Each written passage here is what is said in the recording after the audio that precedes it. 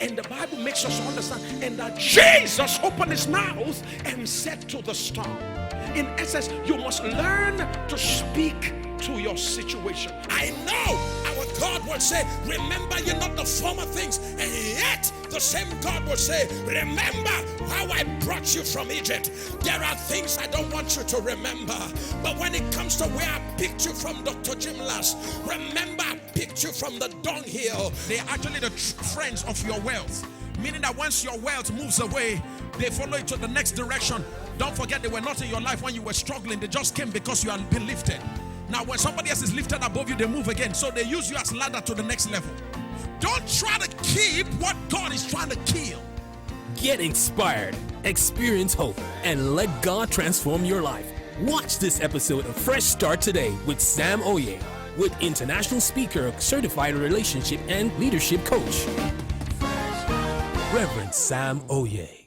Your place of assignment is a place of unusual grace and uncommon favor. Joseph, thank you.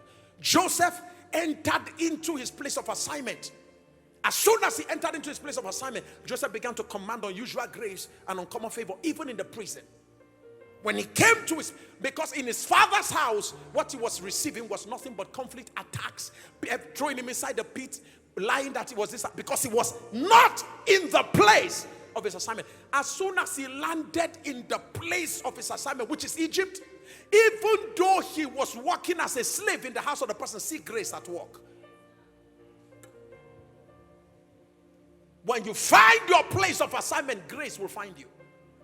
Uncommon favor will locate you. You will labor less and see more results. Find your place. The worst thing that can happen to somebody is to be called into prayer ministry and the person is involved in the choir. You are in the house of God doing the will of God, but not in the place of God. Becoming about the people, God, maybe I'm doing your will. Yes, it's the will of God for you to pray, but that's not what I've called you to do. So you are doing the will of God outside the place of God. Unfortunately, that makes you not to be doing the will of God. I've been serving for 10 years now. See, God has not done me anything because you are not in the center of his will. When church goes quiet like this, I think I should change this topic right now. So number 5, your place of assignment is the place of distinction and honor. When you find your assignment, submit to God's forming process.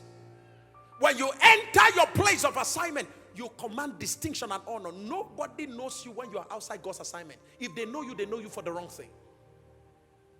Nothing makes life more celebratory than just finding yourself in the center of God's will, in the place of God's assignment for your life.